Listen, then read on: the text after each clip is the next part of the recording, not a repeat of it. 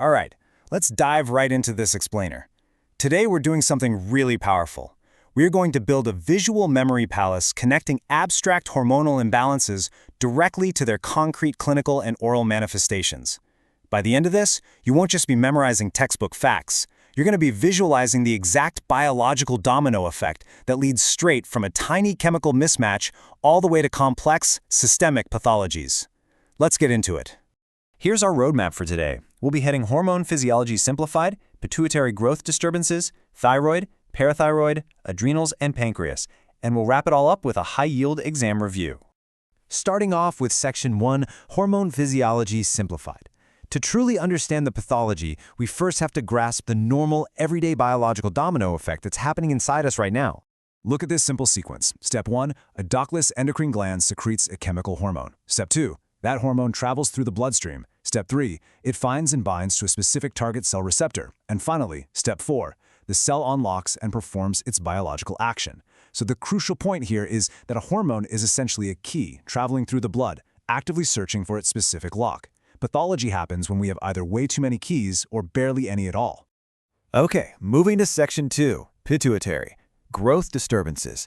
This master gland is essentially the CEO of the endocrine system. It's located right in the brain, and it controls our growth hormone. When this CEO slacks off and produces too little growth hormone, we get hypopituitarism. But here's the trick. The resulting disease depends entirely on when it happens. If this shortage happens during childhood while the body is still developing, it results in pituitary dwarfism. The patient will have a completely proportionate body but a very small stature, along with delayed dental eruption. Now, if that exact same deficiency strikes an adult, it triggers Simmons disease. This causes rapid premature aging, severe muscle weakness, and osteoporosis. It brilliantly illustrates how the exact same deficiency creates two completely different diseases purely based on the age of the patient. Now let's flip it. What if there are too many keys? Too much growth hormone leads to hyperpituitarism. And again, timing absolutely dictates the pathology. If the excess hormone floods the body before the epiphyseal plates in the long bones close, meaning during childhood, the bones just keep growing longer. This results in gigantism, causing proportionate extreme height. But if the hormone excess happens after those plates have sealed in adulthood, the bones can't grow lengthwise anymore. Instead, they grow thicker. This is acromegaly, resulting in disproportionate, thick growth of the hands, feet, and the jaw. Now listen up because this is a critical exam trick. The epiphyseal plate closure is the absolute dividing line between gigantism and acromegaly. Let's look at the oral cavity of an acromegaly patient. The mandible grows aggressively forward, creating mandibular prognathism, or a class 3 malocclusion. But here's the fascinating part. The jaw grows, but the adult teeth do not. Because the jaw and tongue continue to grow while the teeth remain the exact same size, we see this classic spacing and open bite that you will absolutely be tested on. You'll also see severe macroglossia, a massively enlarged tongue, which often presses against those spaced teeth, creating a scalloped border. Let's move to our next domino. Section 3, Thyroid, the metabolism engine.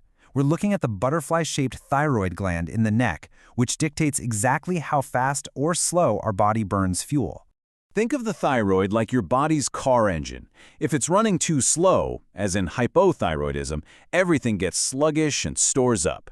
The heart rate drops to bradycardia, you see unexplained weight gain, and the patient absolutely cannot tolerate the cold. But if it's hyperthyroidism, the engine is revving and burning fuel uncontrollably.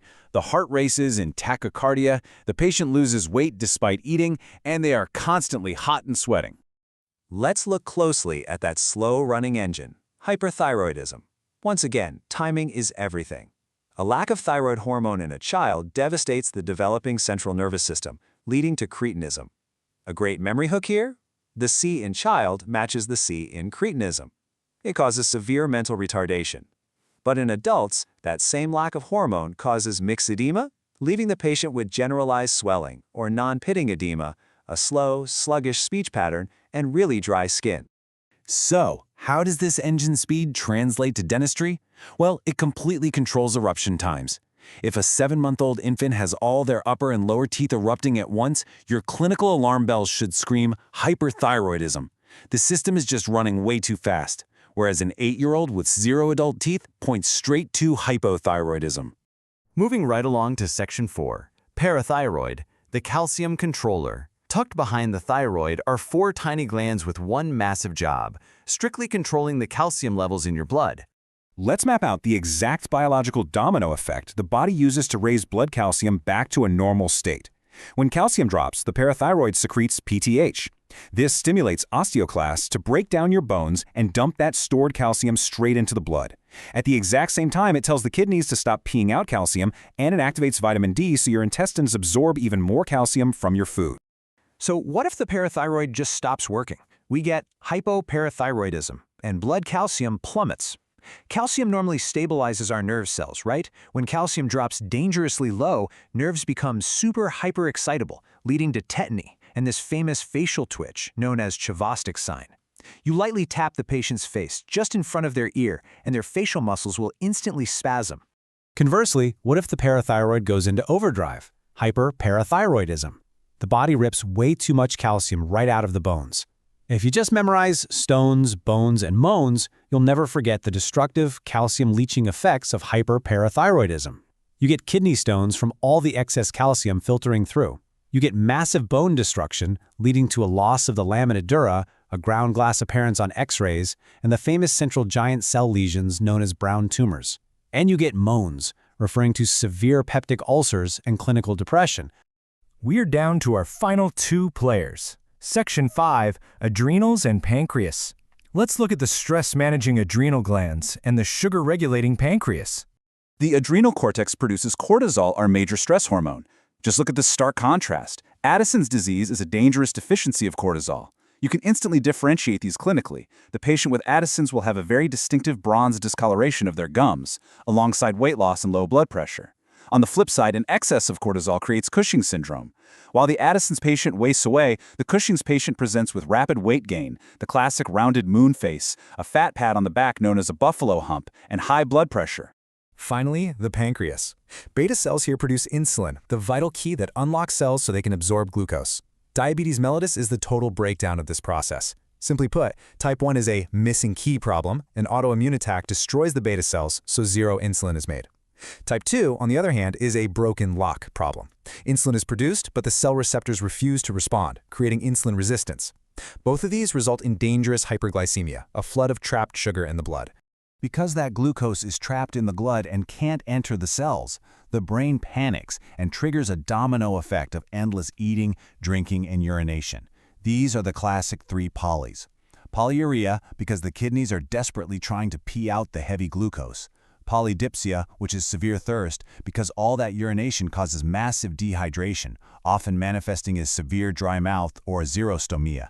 And polyphagia, extreme hunger, because even though the blood is absolutely full of sugar, the body's cells are completely starving. And here is the pathology that connects this right back to your dental chair.